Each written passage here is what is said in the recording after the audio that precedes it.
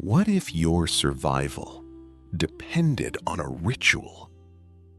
Not metaphorically, not symbolically, but literally.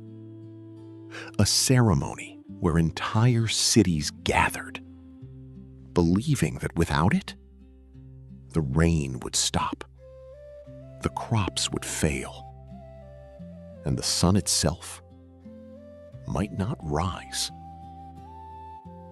This was not myth. This was reality for the Maya. In this video, we're not just going to talk about a ritual. We're going to step inside it. From the night before to the final moment where human belief meets the divine. And by the end, you may not see it the same way again.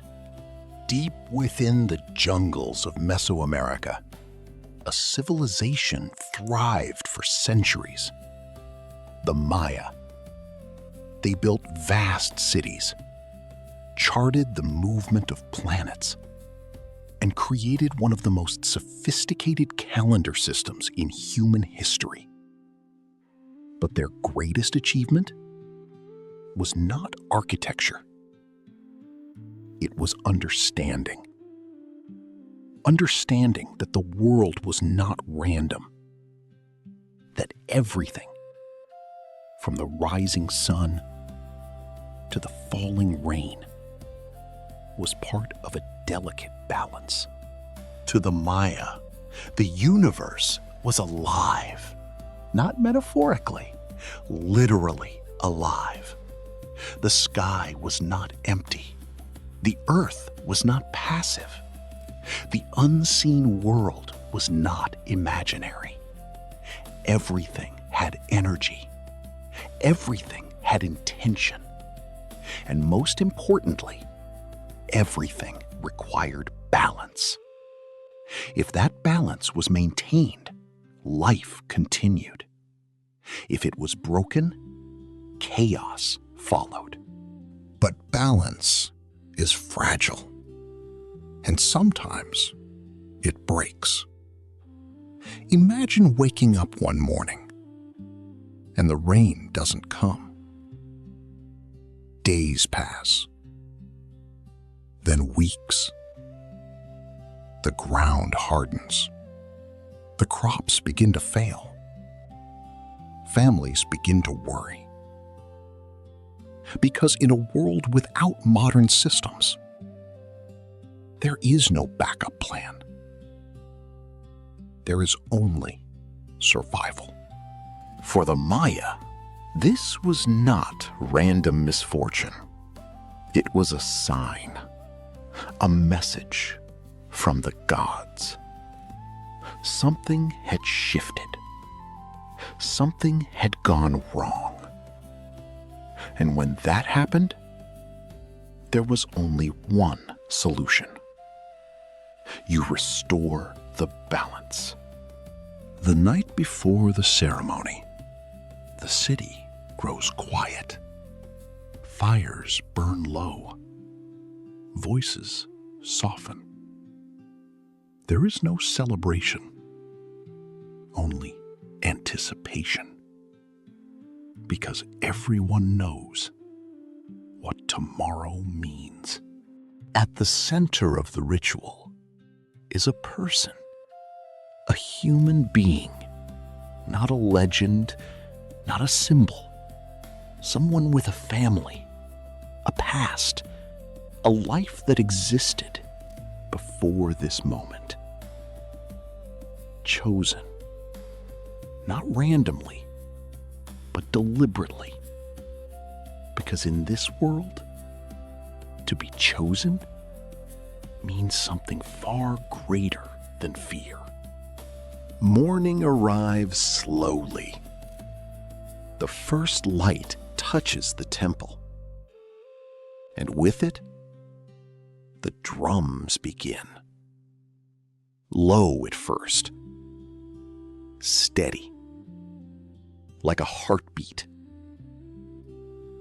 People gather, from every direction, drawn toward a single place.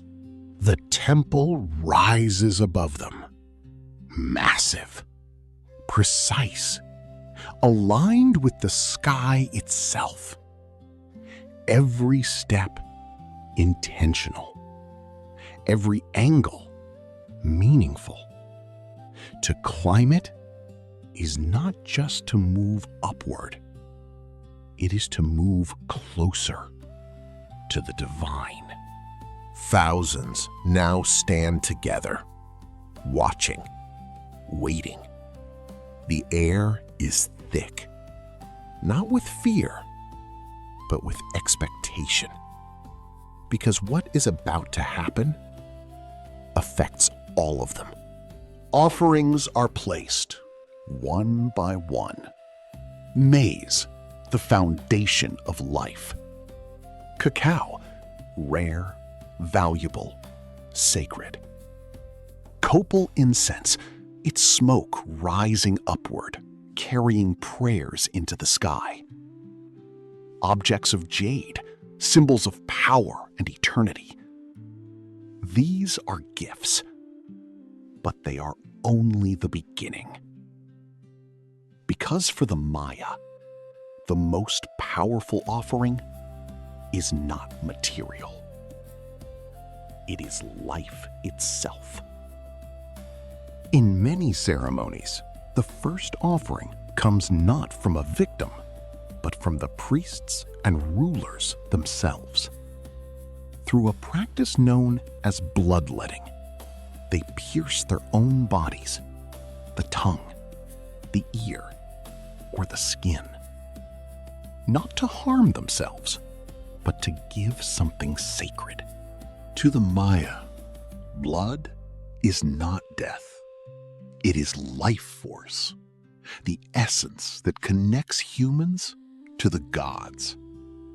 When it is offered, it becomes a form of communication, a message, a signal, a way of saying, we are here, we remember, we give back.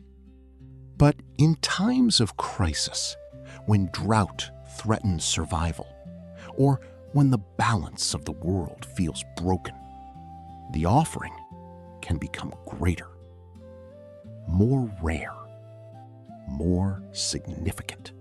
In some ceremonies, human sacrifice did occur, not constantly, not casually, but during moments believed to be cosmically important.